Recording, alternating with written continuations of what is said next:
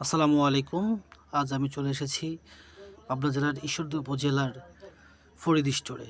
ফরিদ স্টোরের ঠিকানাটা ঈশ্বরদী মহিলা কলেজ সংলগ্ন।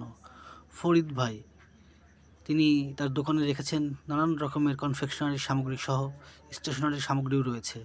পাশাপাশি রয়েছে ফোন, বিকাশ, রকেট, নগদ এবং আইসক্রিম, সেভেন আপ থেকে শুরু করে এভরিথিং জিনিস। ফরিদ ভাই অত্যন্ত বিনয়ী ও ভদ্র মানুষ। আর তার সবচেয়ে বড় যে দিকটা হচ্ছে তিনি সকাল ৮টার সময় দোকান খুলে রাত ১১টায় বন্ধ করে। এর মধ্যে আর তারা আর কোনো দোকান বন্ধ করার সুযোগ নেই বা সুযোগ তিনি দেন না। পাশাপাশি তিনি এই দোকানটাকে মানে কোনো দিন বন্ধ রেখেছে আজকে ২০ বছরে আমরা কেউ বলতে পারবো না। এমন কোনো দিন হয়নি। সেখানে ঈদ, ঝড়, বৃষ্টি কোনো কিছু তাকে থামাতে পারে না। ফরিদ ভাইয়ের বিশেষ গুণ, তিনি অত্যন্ত পরিশ্রমী, বিনয়ী এবং আন্তরিক একজন মানুষ।